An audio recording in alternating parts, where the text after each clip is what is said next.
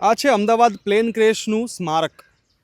ના, મેઘાણીનગરનું plane crash નહીં. અમદાવાદમાં એ પહેલાં પણ એક ભયાનક પ્લેન ક્રેશ થઈ ચૂક્યું હતું. કોતરપુરમાં થયેલું પ્લેન ક્રેશ.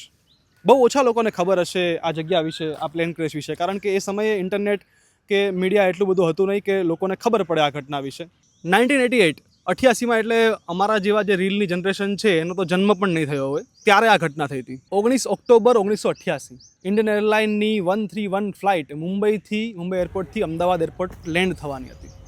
એ પણ સેમ બોઈંગનું 737 વિમાન હતું. ક્રૂ મેમ્બર્સ અને પેસેન્જર્સ મળીને કુલ 135 લોકો અંદર સવાર હતા. વિમાન અમદાવાદ એરપોર્ટ લેન્ડ થવાનું હતું. એ સમયે વિઝિબિલિટી ઓછી હતી.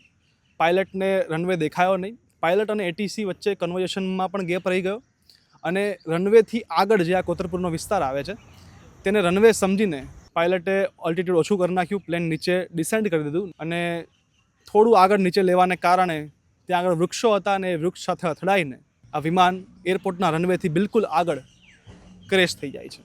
135માંથી 133 લોકોના મોત થઈ જાય છે અને 2 લોકો માત્ર બચે છે, તે પણ ગંભીર રીતે ઘાયલ થઈ જાય છે. આ દર્દનાક ઘટના એ અમદાવાદનું પહેલું બિહામણું પ્લેન ક્રેશ હતું. એના દ્રશ્યો, એના વિશેની માહિતી, એના વિશેની સ્ટોરી આપણી પાસે એટલા માટે નથી કે એ સમયે ઇન્ટરનેટ, સોશિયલ મીડિયાને એટલું બધું પ્રચલિત હતું નહીં, એટલા માટે આ પ્લેન ક્રેશ વિશે આપણને એટલી બધી ખબર નથી. પરંતુ આ પહેલું પ્લેન ક્રેશ પણ એટલું જ ભયાનક, એટલું જ દર્દનાક હતું. અમારા પપ્પા લોકોને બધા વાત કરતા હોય કે જ્યારે આ થયું ને ત્યારે ખરેખર માનવતાને શર્મસાર કરે એવી ઘટના કઈ હતી ખબર છે? આ વિમાન અહીંયા આગળ ક્રેશ થયું ને ત્યારે એટલી સુવિધા નહોતી કે ફટાફટ પોલીસ અને તંત્રને મેસેજ પહોંચી જાય. ત્યારે એટલી બધી સુવિધાઓ હતી નહીં કે ફટાફટ રેસ્ક્યુ કામગીરી શરૂ થઈ જાય, જે રીતે મેઘાણીનગરમાં થઈ હતી એ રીતે. એટલે પોલીસ અને સુરક્ષા એજન્સીઓ અહીંયા આગળ પહોંચે, રેસ્ક્યુ કામગીરી માટે પહોંચે એ પહેલાં જ આજુબાજુમાં કેટલાક તત્વો એવા હતા, કેટલાક લોકો એવા હતા, એણે પેસેન્જર્સનો સામાન સહિતની વસ્તુઓ લૂંટી લીધી. એવી પણ ઘટનાઓ અને કિસ્સાઓ, વાયકાઓ અમે સાંભળી છે. કોતરપુર વોટર વર્ક્સની અંદર હાલ આ સ્મારક છે.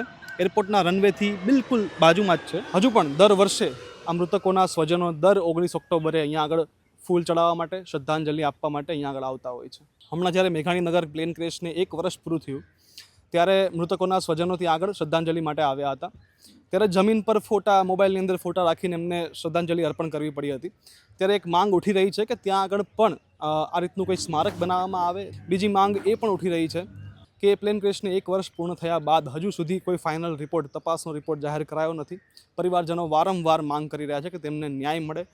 આ ઘટના પાછળનું કારણ શું હતું, કોણ જવાબદાર હતું, તો આ જલ્દીથી સામે આવે અને મૃતકોના પરિવારજનોને ન્યાય મળે તેવી આશા છે.